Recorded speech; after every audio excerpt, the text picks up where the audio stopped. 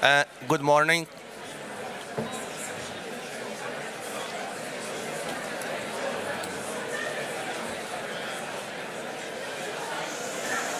Hello.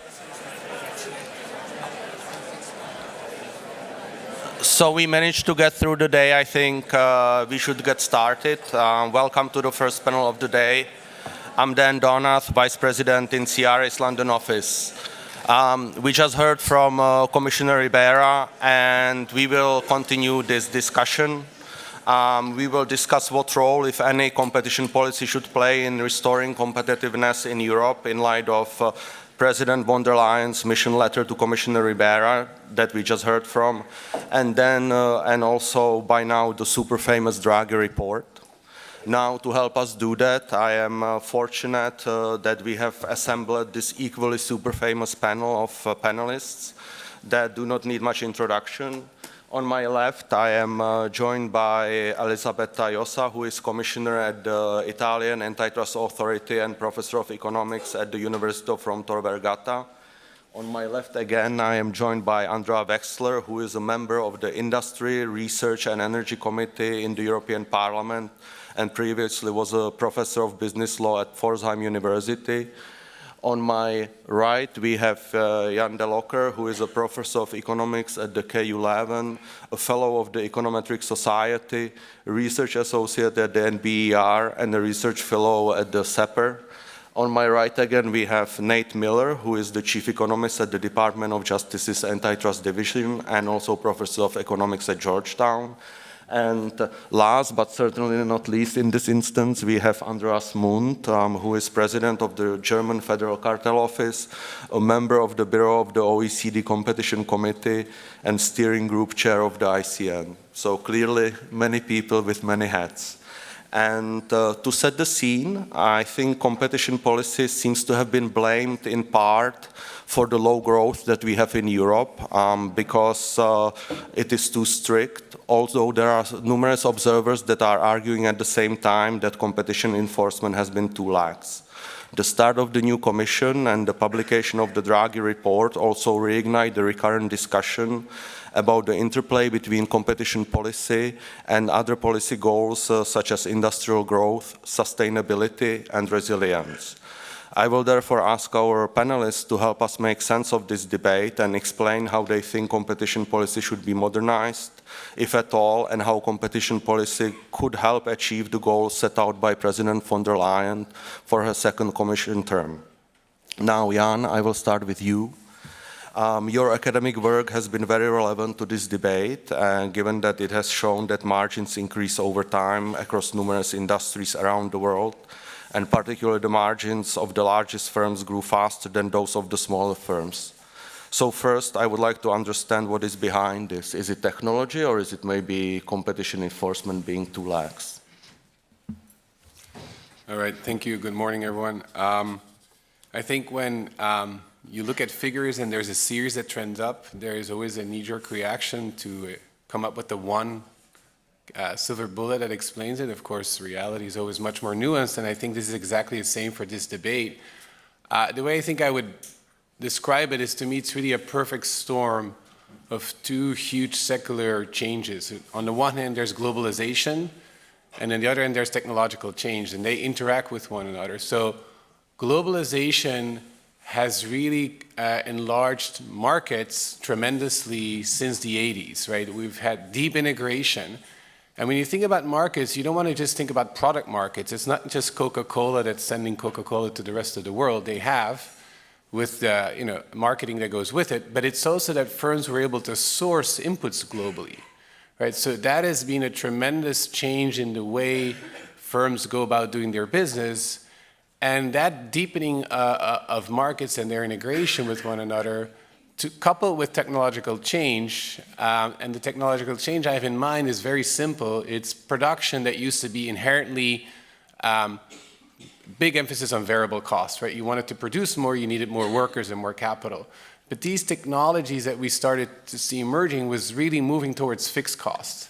And so what you see is that interaction of globalization, which is a scale enlarging effect, coupled with technologies that are going away from variable cost and towards fixed cost, they've really selected out the big firms. Because if you get to produce at a large scale, where your costs of production are trending down, your costs are going down, but you're getting larger and larger, so you don't really have to pass on the cost to your consumers being us, but also firms buying from you. And that's really, if you think about it, the unifying theory that would explain everything we've seen in the last 4 or 5 decades, right? It means that only the big firms are doing well, but the sources behind that growth are not necessarily just poor antitrust or agencies sleeping on the job. I mean, yes, there were some contentious decisions on both sides of the Atlantic. We won't talk about that here. But it's essentially, organic growth. These are, IT backbone companies that have been able to grow and reap the benefits, but the benefits have been only partly passed on to consumers and partly were pocketed as margins that could have been invested and have sort of fueled this process once again. So take globalization, technological change together at a larger scale. This is going to give you all the facts you see in the data. Rising margins, rising corporate profits, lower labor shares, but at the same time also few dominant players, not just in any jurisdiction, but across the world. If you look at international trade, there's just a few companies who dominate the trade flows in many, many, many industries. Of course, the one thing I haven't mentioned is M&A. So there's clearly organic growth, which we like as economists. The fact that Walmart took over US retail because they had a better IT backbone system is a good thing. But there's also other industries, if you think about the beer market, where growth was not about innovating. I'm from Belgium, so be careful what I say, but beer hasn't really changed all that much. Some argue it got worse because it got homogenized. But these InBev just got large because they essentially acquired a bunch and merged a bunch, right? And it's not that's huge technological change there. So how about competition policy? Does that mean competition policy is not relevant?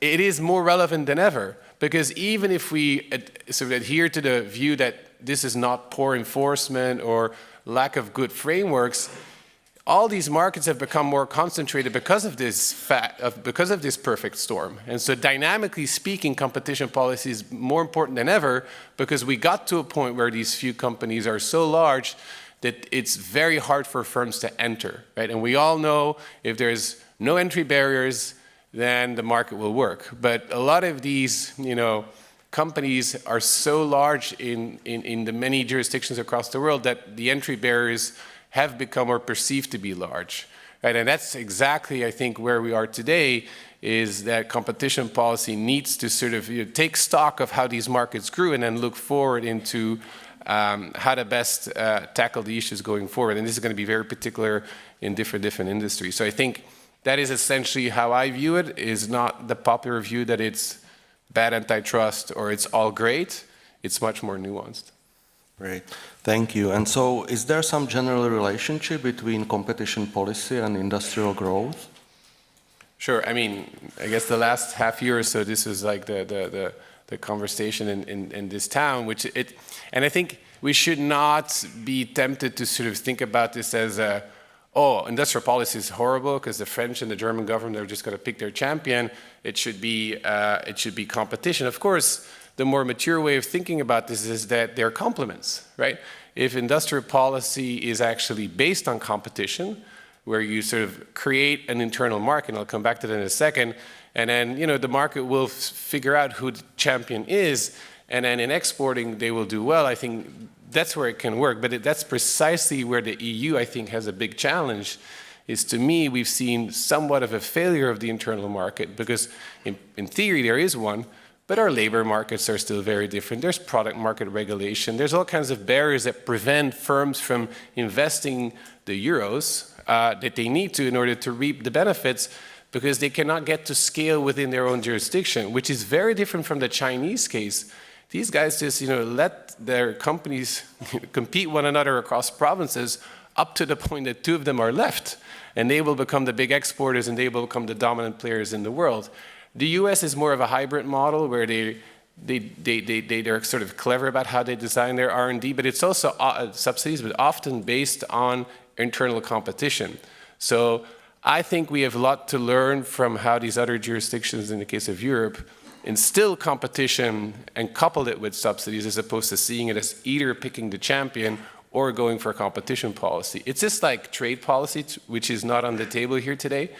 But I think I want to underscore it once, you cannot engage with competition policy without thinking what your trade policy at the same time is. Because if you're lowering or increasing tariffs, like we do on EVs from China, that's like competition policy too.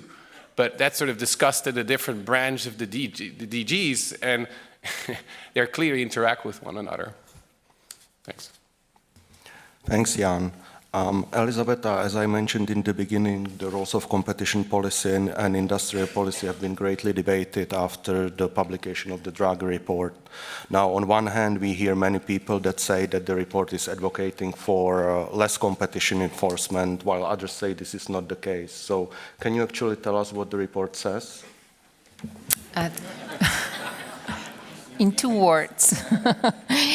Thank you, Dan. Absolutely. There is clearly no industrial strategy without rigorous and effective competition policy. I think this is a very short phrase to summarize it all. But let me try just to recap a few concepts which come from the economic debates. And I'm very happy to be talking after Jan de Loecker, who has contributed so much to clarify the setting we're in. And it's a setting we've been discussing until 3 months ago all the time. There's been rising concentration, especially in the US, to a limited extent, but also in Europe.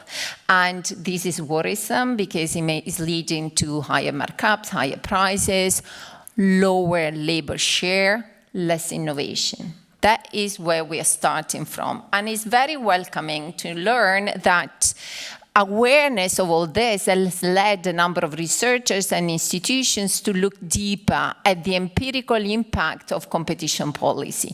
We've had the report from the Commission, report from the DOJ, report from academics, report from OECD. Surveys among firms have been successful in export to show that competition policy has both microeconomic impact and macroeconomic impact. The research I was mentioning has shown, impact on employment from protecting competition, impact on labor share, impact on business formation, impact on total factor productivity, which is a key ingredient for competitiveness, impact on export success, which is a key ingredient again for, is actually a manifestation of competitiveness, and impact on consumers. So starting from economic theory and economic research, I think the reading behind the Draghi report can be the following.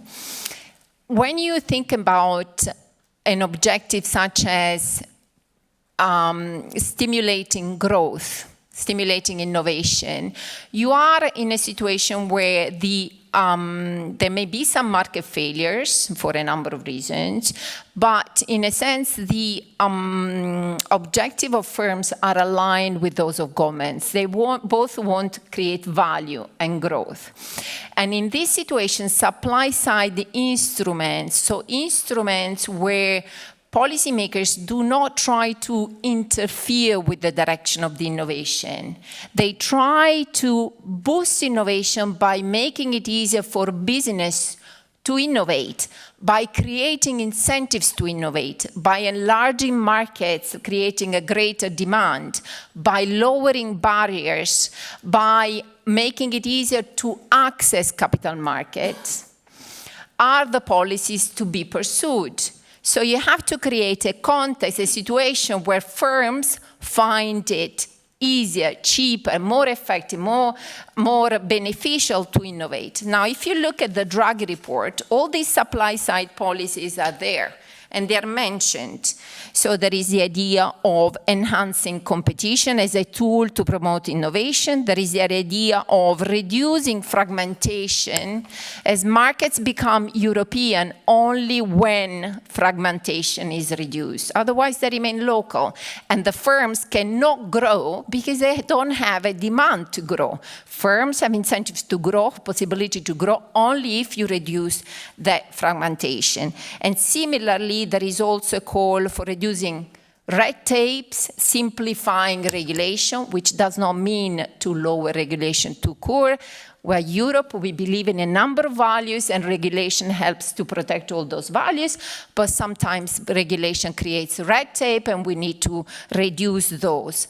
And last but not least, the governments need to create key physical infrastructure, invest in education and in training, especially with all these new technologies. We need talent, and we need to invest in talent. All that is in the Draghi Report. Supply side policies. Does it mean that we should never intervene by sort of directing the innovation? No. Again, economic theory makes this quite clear. But it makes it clear that you want to do that when you are pursuing an objective that is not innovation and growth per se, because I mentioned earlier on, in those cases, let the firms choose the direction of innovation. They know it better, where potential benefits are and interests are aligned. We may have to complement those supply-side policies with demand-side policies where the government intervenes when we are pursuing other objectives, such as, for example, sustainability. Then there is no alignment, and maybe, investing, putting money to finance certain sectors or green technologies makes sense. Similarly, we may want to direct innovation where there is a concern for health. We've seen this at the time of COVID with very important procurement has been particularly successful. Now, the Draghi Report also mentions a kind of new objective, new these days, but we've seen this during the Cold War, which is related to the fact that there is geopolitical risk. And because of geopolitical risk, we need to be particularly careful about certain sectors. Security, defense, energy, and space. What does it mean to be particularly careful? It means that we need to factor in, for example, resilience consideration. Does it mean that we want a weaker competition policy? Again, economic theory helps a lot. Absolutely not. Resilience consideration may call for stricter merger scrutiny. If you have two European firms merging, and they might cause some competition concern, and the competitive pressure that could sort of limit their market power comes from a firm that is located in a country where there is a high level of geopolitical risk, that means that when you take into account resilience consideration, you should weigh less that competitive pressure that comes from a firm that is not reliable. Which means, for example, that in this case, you want to have a stricter merger policy, you see? So it's only saying, take those considerations into account. But in my view, that means that in many cases, we're going to have a stricter policy. On top of the fact that we all know, anyone who has a little bit of knowledge of the saying, where the saying is coming from, you don't put all your eggs in the same basket, right? Which means that we want pluralism. We want a plurality of suppliers. That's how you tackle resilience. So overall, I think the Draghi Report, when read in this way, is very consistent with making competition policy certainly central to all this as a complementary tool, as Jan has said, together with a number of tools to tackle all these different issues. Thank you, Elisabetta. I was going to also ask you whether you could imagine sound industrial policies without rigorous competition policy, but I guess I can answer it in one word for you, and that is yes. So I'm going to move to Andreas, because you have been also super active in the debate after the publication of the Draghi Report. So from your perspective, do we need a change in competition policy to restore competitiveness, and how do you view the role of competition policy in the push for innovation and higher growth in Europe? Yeah, thank you very much, Dan. Thank you for having me at this wonderful conference. I think what I should say first is at least we do not need more regulation, because I think if regulation would make us competitive, maybe we all agree, then Europe would be the most competitive, thing on earth. No, to be frank, I think competition and competition policy has largely contributed over decades to the success that we have had with economic growth, not only in Germany, all over Europe. So competition is the engine of productivity, of consumer welfare, of innovation. And it's a little bit a pity that I need to mention this here, because in fact that should be obvious and we should not have to talk about this. But I must see, we live in a world where we have to talk about this again. I very much welcome the recent report also by the EU, Protecting Competition in a Changing World, because in there you can read all this. There's also a certain comparison with the US, and if you look at that, you can see easily, yes, concentration has grown, but mainly in the US. It has also grown a bit in Europe and in Germany, but I would say it's kind of a, well, let's put it this way, an imported concentration, because it largely is a consequence of big tech and the digital markets, which are concentrated in itself in a way. So I do not need, to be frank, any need for any change in competition policy so far. Also because, for example, Germany is the third biggest exporter in the world, behind China and the US, which means we depend on open markets. We depend on functioning supply chains. We depend on fair competition throughout the world. And if we depend on that much, we should take care that we have the same conditions here in Germany as well. So I'm very happy at the very end that Draghi is very tempered about lowering competition in any way, and he acknowledges very, very much what competition has done for this continent. So in this respect, I can live very well with the Draghi report and with the key conclusions. Great. And if regulation is not the answer to increasing competitiveness, what tools do we have available? How can we go about it? An excellent question. I think we all agree we cannot regulate ourselves out of this economic crisis. I mean, if you look at regulation, just at digital markets, what we have got over the last 5 years, GDPR, DMA, DSA, Data Act, Data Governance Act, AI Act. I have a little bit the theory that all this, to a certain extent, not the DMA, not the DSA, but you look at the GDPR, GDPR helps big companies because it is almost impossible for small and medium-sized companies to comply with GDPR. So that is a pulling factor towards large companies. I see that in my little agency, 450 people in Bonn. We're about to produce all the governance we have to take to comply with GDPR in a little agency. I think it's going to be thousands of pages in the very end. I mean, we have civil servants who can do that, but in economic terms, it very much reduces our productivity, let's put it this way, and this is not a good idea. I think what we mainly need is debureaucratization in Germany in order to foster our economic growth. If you think of the German Supply Chain Due Diligence Act, I mean, the name already means that it is very hard to enforce. And I think it's useless to paint a little bit, to do it a bit differently. You know, if you really want to do something for European competitiveness, some of these big blocks have to be done completely differently. I'm not saying they have to be abolished, but they have to be done completely differently. So we have to go for better economic conditions. That is tax reforms, lower energy prices, good education, well-skilled workers, less bureaucracy, a digital and physical infrastructure that works, which means we have to provide all these preconditions for the economics in order to grow. We need a strong single European market with regard to the capital Markets Union. I think that goes first. If I look at Germany, we have 164 professorships in Germany for artificial intelligence. We have huge startups in Germany on AI. We are extremely productive with regard to AI. And when it comes to financing them, they go to the US. The same happens in pharma.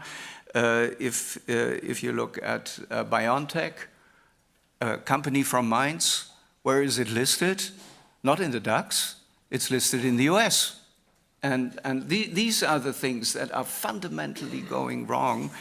And I'm completely sure this is absolutely nothing to do with competition policy. So they shall just let us do our work in the future. We have taken care that the economy can grow, and competitiveness and competition, they go hand in hand. And I would say that competition and companies that win in competition in Europe are a prerequisite to be able to stand also for success in world markets. So just don't change the law. Let us do our work. We're going to do it fine. And I think we will come back to national and European champions later. Thank you. Great, thank you very much. I think you managed to basically write the Draghi report in the last 10 minutes, so that's very, very impressive. Andrea, of course, you have a very special spot here. You're not part of the competition bubble, so welcome. You are the member of the European Parliament, and you are a member of the Industry, Research and Energy Committee, so clearly a very, very, very key committee. So I would be really interested in your view on what you and your colleagues think we should accomplish in the next 4 years, and particularly in terms of the industrial growth, what you think Europe should do to improve its competitiveness. Yeah, thank you very much, Dan, for being part of this competition bubble today. And indeed, I'm pretty much a newcomer to the bubbles here in Brussels. And I think if I were to belong to a bubble here, it's certainly the European Parliament's bubble on the one hand side. But having been trained in intellectual property and having taught many years of intellectual property, I'm certainly part of the intellectual property bubble as well, and thus on the part of innovation and industrial policies.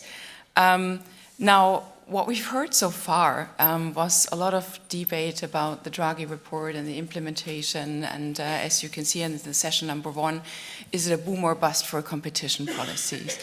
I think the first comment I would like to make is, what is our role in the European Parliament?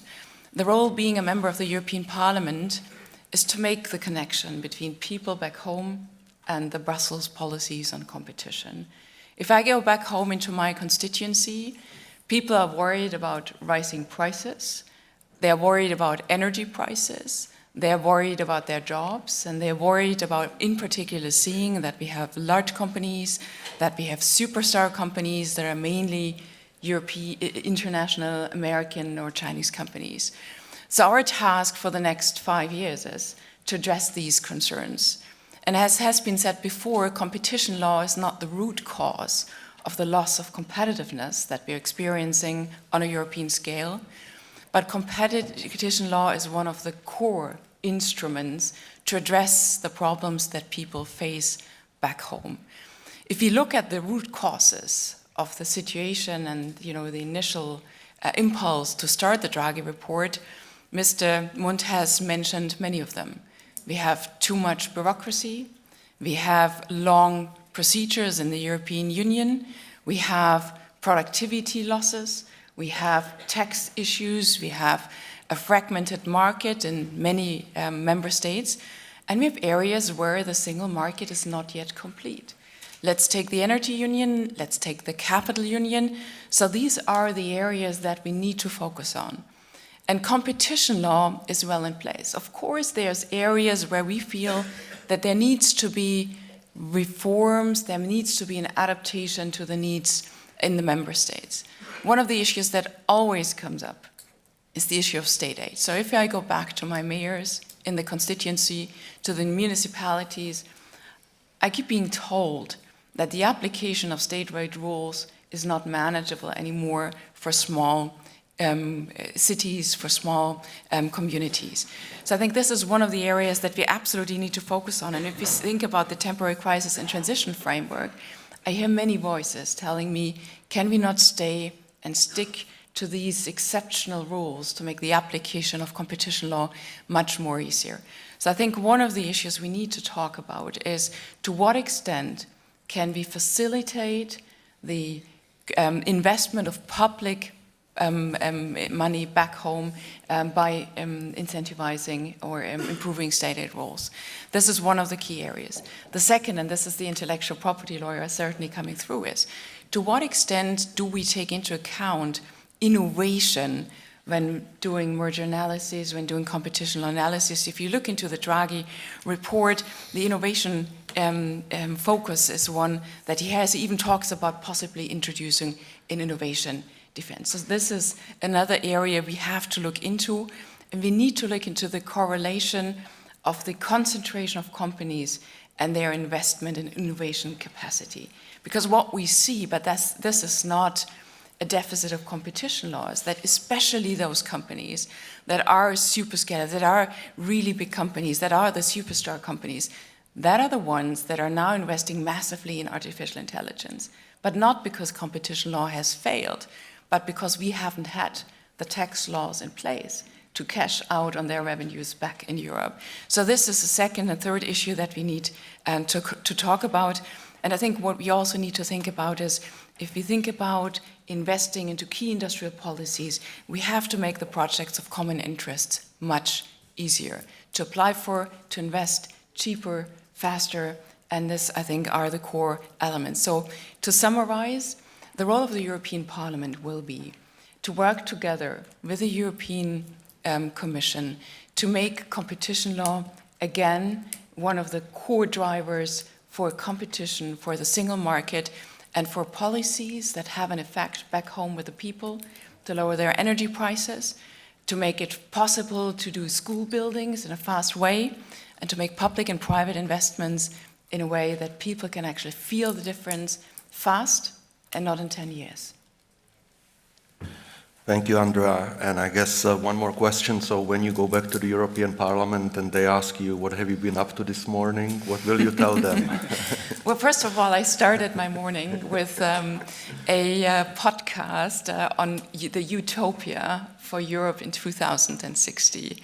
And I think that's the framework in which this discussion is taking place. I don't have a utopia, but I think the ambition should be that Europe stays together. We can see, and I think Teresa Ribeiro has nicely focused on these issues as well, Europe is under threat, not just economically, from China, from the United States, from countries that are emerging, but our values, and free competition is one of the values we've always put an emphasis on. They are under threat, and I think one of the core elements is to work on this ambition to preserve a single market where competition is one of the core drivers for innovation. And then I will be telling my peers back in the Parliament that I've been on a wonderful and very important conference, where very, very important people are talking about the way that this ambition can actually come to fruition and what the detailed regulations need to be involving, especially also in terms of implementation, because it's not about new regulation, but it's about how and with what spirit do we implement competition law to achieve this dream in the utopia. Thank you very much. Thank you. Now, Nate, coming to you as a US citizen, it must of course be nice to hear that Europe needs to catch up with the US in terms of growth. Why do you think US is growing faster, and why do you think there is no Silicon Valley in Europe? Well, thank you, Daniel. Happy to be here with you today. Let me just push back on the premise of the question for the moment. There's no question that the U.S. benefits from an innovative, prosperous Europe. But to, let's start with maybe the reasons that there's been a bit of a divergence over the last 20 years. And I think the Draghi Report does a reasonable job at characterizing some of the challenges that Europe has faced. In the report, it'll describe that productivity gains over the last couple of decades have been concentrated in technology sectors, things like hyperscalers and chips and digital companies, early AI technologies, and these aren't the areas that Europe has nurtured a competitive advantage. You know, you compare that with a host of other considerations, such as high energy costs that come with having to rely on liquefied natural gas. You've got the normal demographic challenges that developed countries faced. You've got some European firms that are on the cutting edge actually being undermined by Chinese subsidies, especially in areas like clean energy. And you put all that together and you see what you see in the data, which is that growth in Europe has been less than that in the US for 20 years. And so there's going to be no one right answer to fix the problem. But against that backstop, you asked about the US, and I want to present what I think to be something of the textbook explanation for innovation in the US and how it's been done really since World War II. And what I'll highlight is an interplay between government, academia, and the private sector. And to some extent, this interplay represents a complex system, and I say that because these three entities are interacting on multiple levels. I mean, it's the case that the government funds research, for example, but it's also true that folks in academia move into government and back. And so you get all these interactions. As a result, it's hard to establish causality or know exactly what's driving the bus here, and all I'm going to try to do is just paint the picture a little bit. So government, one just historical observation is that the government's been quite involved in the United States in making large-scale investments in strategic industries, and that's been true for a long time. I think sometimes even we forget this in the U.S., okay? But these are investments that are difficult to accomplish with private funding alone. Often they're related to defense, and the innovation that comes out of that is commercialized later. Recent examples would include NASA's work with SpaceX. It would include the CHIPS Act, where we now have a semiconductor manufacturing plant in the United States, and I think 2 more coming in the next decade or so. You know, the government spending here actually is at times been geographically concentrated for particular endeavors. And that helps create the sort of clusters that you get synergies between companies and academia. And so that's one of the answers for why we have Silicon Valley, is actually the government was deliberate about the location that these investments incurred. We also have investments from state governments to fund public colleges in the United States. These are mostly like block grants that give the universities money, but give the universities also a fair amount of discretion in decision making. So let me switch to universities here, because I think the university structure in the United States is pretty interesting. And of course, the basic idea is that the academics are going to conduct basic research, they're going to train people for industry, and they're going to collaborate with government and the private sector. Okay? But in the United States, universities compete with each other. They compete with each other to bring in productive researchers, and they compete with each other to attract students. And that competition is really important. It means that the universities are responsive to the economy. Why is that? It's because the students want jobs. And so where the economy grows, there's going to be a demand for courses. The students will go to the universities that give them those courses. The universities have to hire the faculty that can teach those courses. And so we end up with an environment in which sort of letting universities compete against each other in a virtual competitive marketplace produces learning and scholarship that's useful for the economy. Turning to the private sector, we've mentioned that there's a lot of different firms here that are involved. It certainly would include innovators. These are smaller startup companies, but also big firms that do a lot of our innovation. It would include private equity firms that provide financing, banks as well. And the private sector in the United States benefits from a number of factors that will include a dynamic labor market. It's easy to attract talent from across the United States, also from abroad. It includes that the regulatory environment is relatively conducive to innovation and entry and growth throughout the United States. And we also benefit from the sheer size of the United States, and that is relatively easy to scale up many innovations across really quite a large area. So back to the question, I mean, should Europe think about adopting this framework? And I'll say to some extent that Europe already has and has used it for some time, but the Draghi Report suggests moving sort of more in that direction. It talks about focused government investing. It talks about implementing tighter European integration across member states. So let me give you a couple contrasts. I'll go to wireless telecommunications. In the United States, we have 3 mobile telephone companies that you can purchase service from. And virtually wherever you are in the United States, you can get service from any one of those 3 companies. Some people think we should have 4, that's fine, but we've got 3. And what that lets us achieve is both scale economies and also competition. Okay, and we can have both of those at the same time. Now, the critical input to wireless telecommunications is spectrum. Spectrum can be traded between companies, and there have been a number of instances in which the federal government has organized auctions for spectrum to get the spectrum in the hands of the firms that need it the most.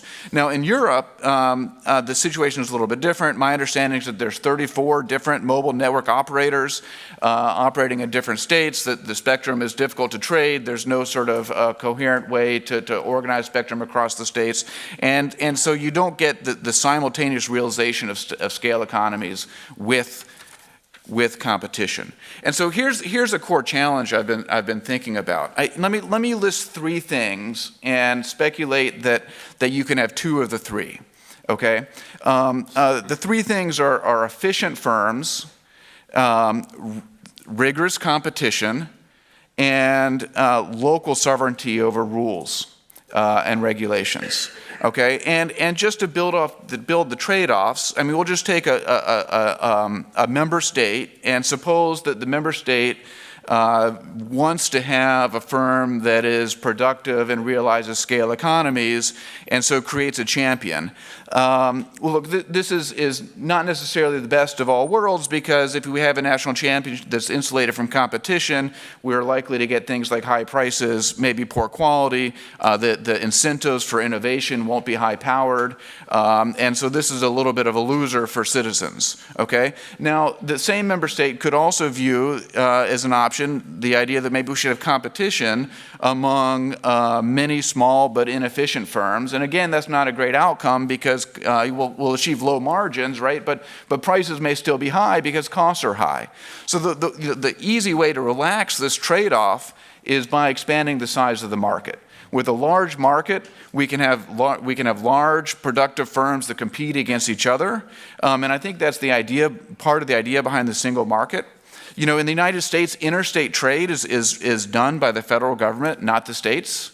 And you know, in EU, I think it's been recognized for a while that sort of, what do I want to say? Making regulations compatible with each other, reducing overlapping regulations that say different things, and easing the ability to access a broader product market, but also labor market, will allow for this sort of scale and competition to coexist. So, you know, the Draghi Report goes there, and I think it's on a lot of people's minds, but that's how I view things as well. Thank you. Great, thank you very much.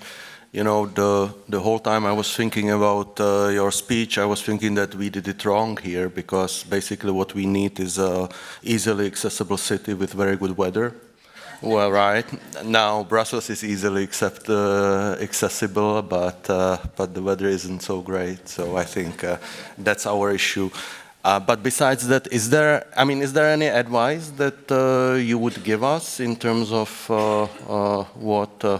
what we should change if you were sort of looking at the next 4 years of the new Commission? You know, for about another 3 days, technically I speak on behalf of the Department of Justice Antitrust Division. I've been told we don't really do advice.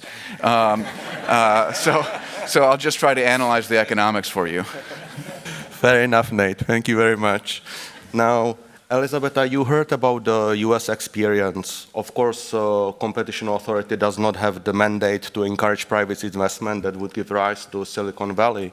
But I would still think that competition policy can contribute to industrial growth. So what type of toolkit do you have in Italy that you could use to spur economic growth? Thank you, Dan, for this question. I'll try to stick to the question, not make other comments. But I'm a very proud European, let me say. I really believe that we should work towards reducing fragmentation. That is the way we can enlarge the demand. I'm very much in favor of regulation when it's there to protect core and fundamental value that characterize our economy, protecting the vulnerable and the weak. And I think all this is compatible with effective competition. So the Italian authority has a number of tools. Some of these are common to all national authorities. And let me say the national authority, as a recent European Commission report says, is responsible for 87% of antitrust investigations. Of course, they're smaller in size and impact, but it shows that there is a lot that can be done at national level. And like many other authorities, we use a number of tools. So first of all, something that is not often discussed in these circles is the advocacy intervention. Authorities like ours have the possibility to intervene, sometimes even challenging decisions by public entities when they restrict competition. And the Italian authority have been using this a lot. We have about 80 interventions per year. We have a data set dating back many years ago where we look at the effectiveness of this recommendation, whether in fact they have been followed, and the last year report says that 67% of our recommendations have been at least partially followed. I think this is a very important instrument. That is how we have managed to remove barriers, make markets instead of local more national. That's how we have favored liberalization in the energy sector, infrastructure competition in TLC, and also more effective infrastructure. All the key, like ports, all the key ingredients of an effective industrial policy. Second, we have the possibility to set priorities. We don't announce them, but we do have them. And these priorities allow us to do two things. First of all, when a crisis hits, and we've had a sequel of crises in recent years, we can direct our attention to those sectors which were most hit by the crisis or which play a fundamental role in the economy. And the Italian authority, for example, just recently when the inflation hit Europe and in Italy, we used all our tools, excessive pricing cases in the energy sector, cartel cases in fuel market investigation in fuel sector, and so on and so forth. And we can continue using priority by directing attention to sectors where which play a key role in the industrial strategy. This is something we do all the time, by the way. Apart from this, I would like to mention that our legislator has been particularly aware of the need to sort of support competition policy in the country. We have received two very important powers in the last few years. One which allows to tackle acquisitions by large firms of small competitors. And this makes me particularly proud, coming from the academia. I know very much the work of Massimo Motta, Chiara Fumagalli is here.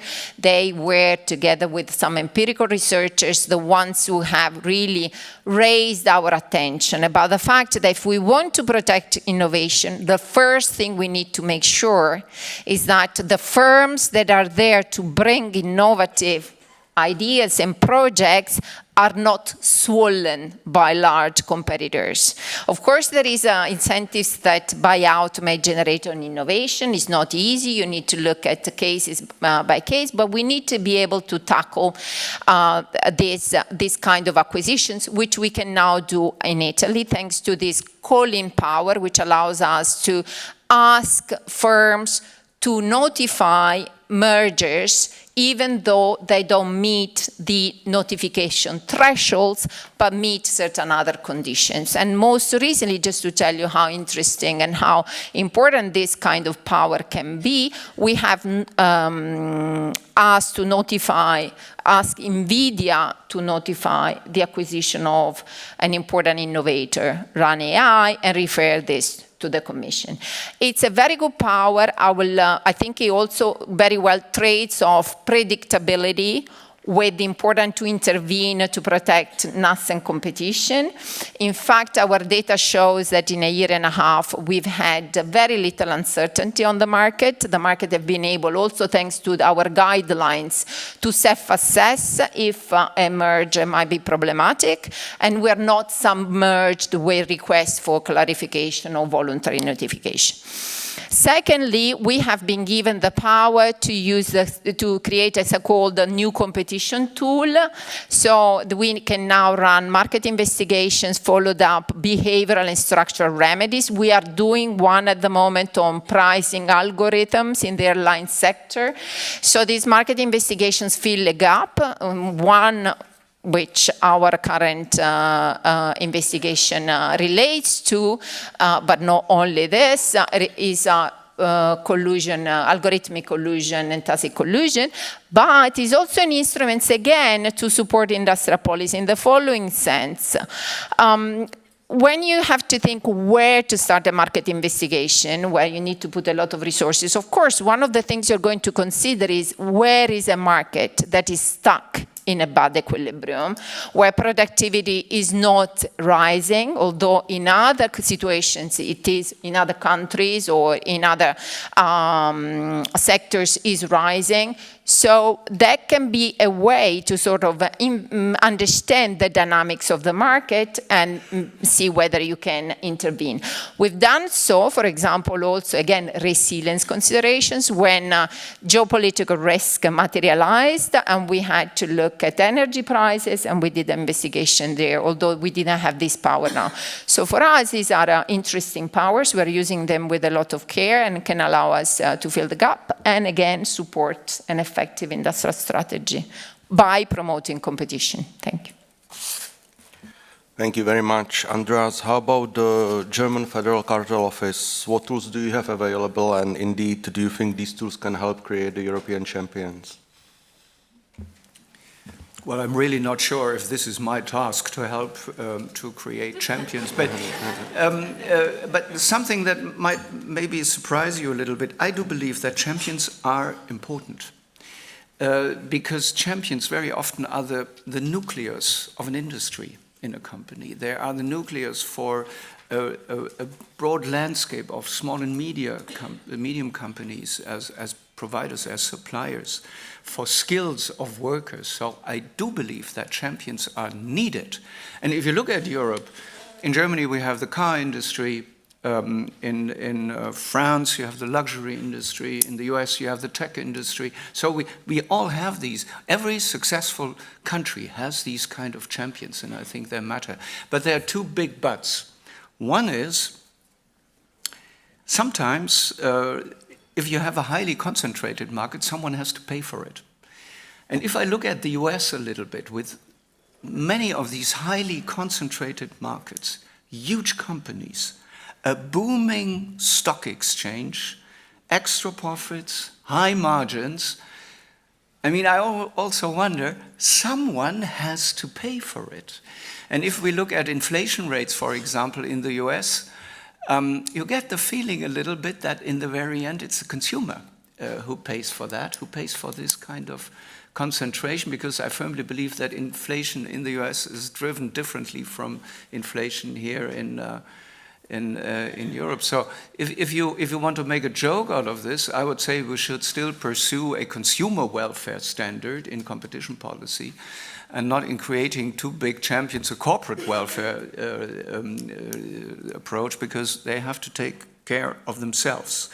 The second point is we need champions, but they have to make it on the merits, on competition on the merits, and not driven by state interventions or state subsidies. The state is never doing a good job in that. You know, we have a long tradition in Germany of creating champions by the ministerial authorization in merger cases. There have been a couple of these cases. If you look at them thoroughly, none of them, in my perception, has really worked in the very end. The worst of all has been Uniper, also a company that has been created after the Bundeskartellamt had blocked the merger between E.ON and Ruhrgas many years ago, more than 20 years. Then we had a ministerial authorization to create a big champion in order to build up a counterweight to Russian gas producers. 20 years later, we had to save Uniper by billions of taxpayers' money from insolvency. We were dependent on Russian gas and had built no LNG terminals because we had Uniper. So that's the way it can go if you build a champion not on the merits but by state decisions. So I'm not a big fan of this, I must say. What we can do is to preserve competition. I think here I agree with Mrs. Ribera. One key thing that we need to solve in Europe is this question of how do we protect highly competitive companies, so-called killer acquisitions under this headline. I know a lot of call-in options are about to come in Europe, in other countries. We in Germany have the transaction value threshold. I must see personally, I still have the DNA of the beginnings of the ICN and all of this, and we started all that to have predictable and certain merger control thresholds in order to make merger control predictable. And I must say, I'm still a big fan of this. This is why I believe the transaction value threshold, from my perception, is the better way forward. And if you look at Germany and Austria, we were the ones who have delivered 2 excellent cases to the European Commission, Booking eTravelI and Adobe Figma, which were blocked or withdrawn. Cases, by the way, that we would have liked to do on our own as well, but that's on another page. But these cases were provided or referred to Brussels on very secure ground, not on any adventurous ground, the transaction value threshold. And to be frank, if I look at the world and if I think of the UNCTAD has 190 members. If I think of 190 countries around the world with merger call-in options, good luck to you. I mean, that can become complex, to put it mildly. So I think they can work, but I also believe they must be shaped very, very well in order to make sure that they really only serve the purpose to get in the mergers that need to be scrutinized, like Illumina Grail, which I think many of us will agree from an economic point of view was a good idea to scrutinize. On a legal point of view, it was a bit difficult. We know the saga around that. So in a nutshell, I think it is our task to respect champions that have grown on their own behalf, on competition, on the merits. We need these champions, but it is not the task of the state to create these champions. It's definitely not the task of the state to create champions by weakening merger control. And last but not least, again, we have to find a good solution in order to preserve these highly competitive companies from being taken up by large competitors. Great, thank you very much.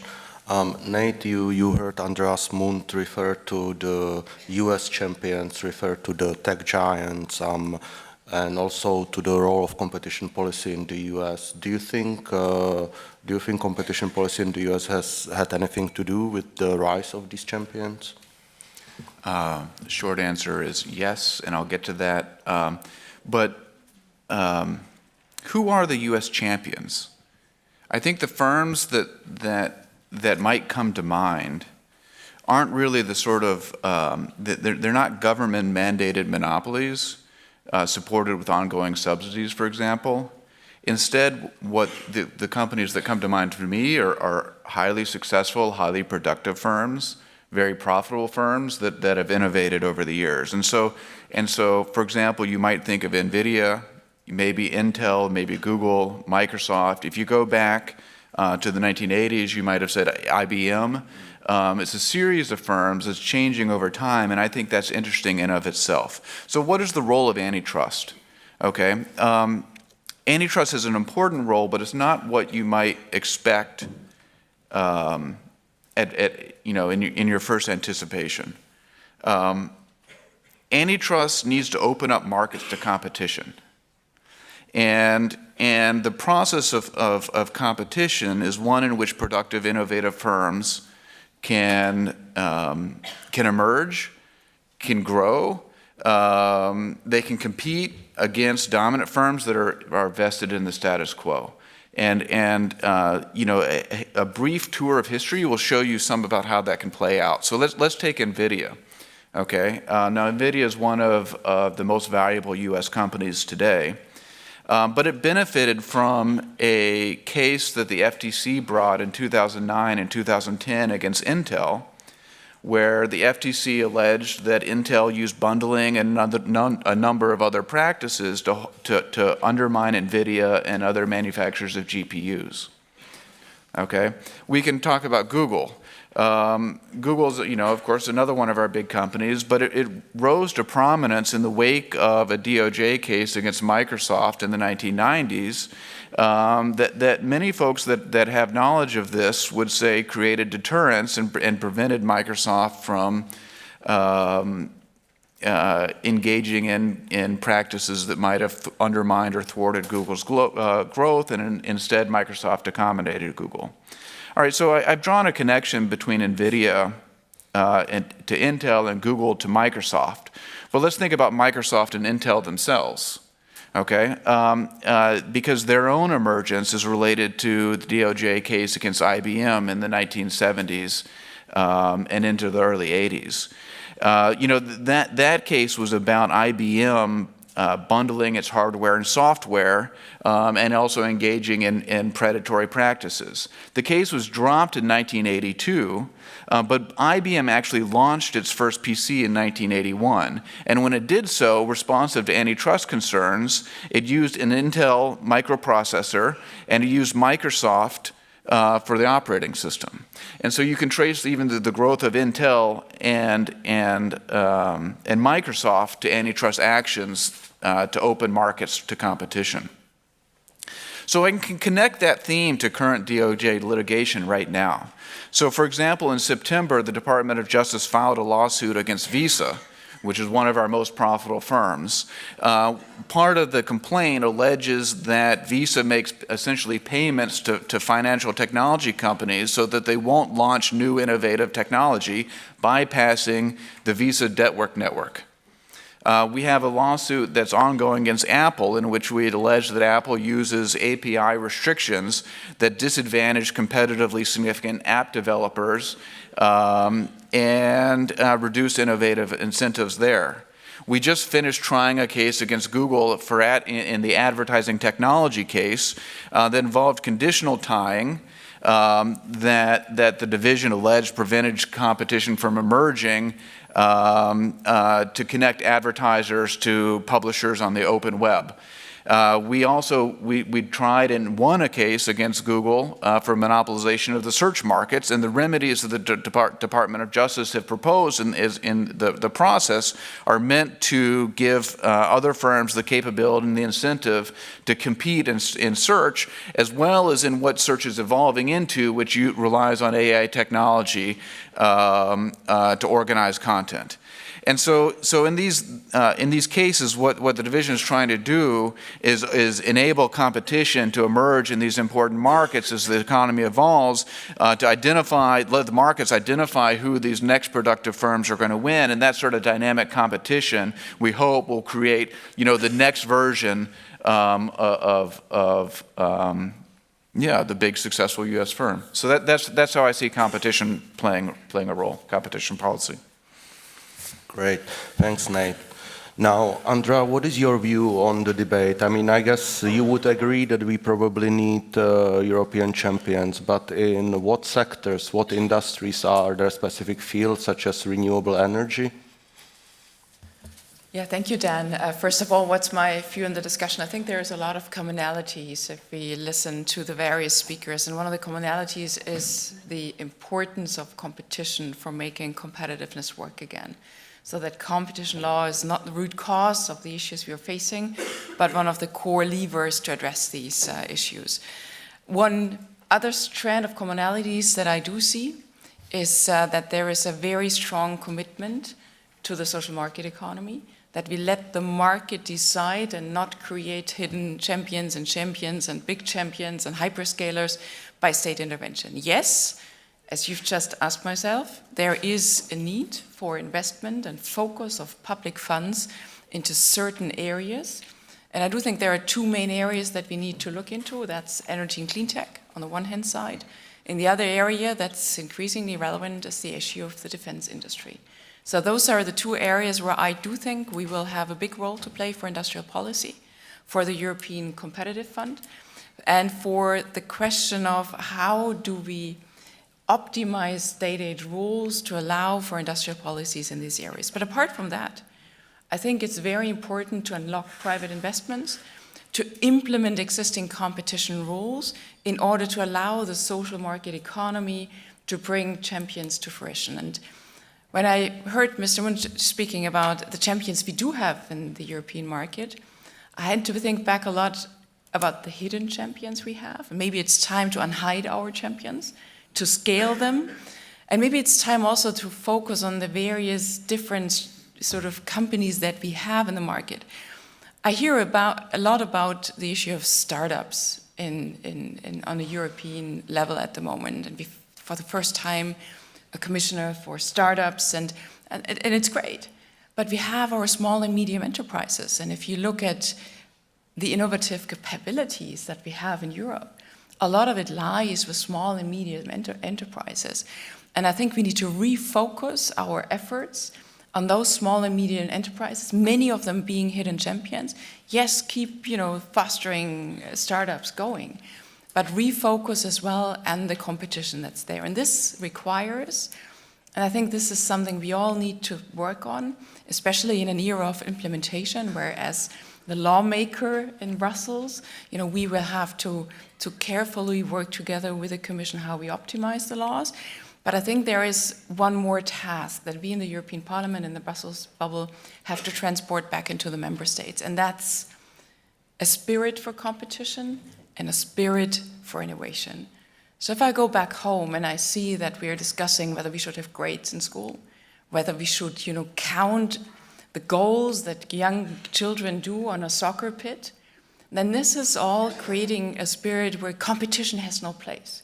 And I think starting back with, joy in competition, joy in innovation. I'm from an area in Germany, Baden-Württemberg, where, we invented the car. We had young women and men being really excited about innovation potential.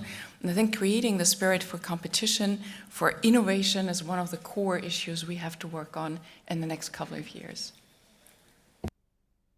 Thank you, Andrea. And Jan, I started the discussion with you, so I will also end the discussion with you. I think your academic work has shown that larger firms have been able to increase margins faster than the smaller firm.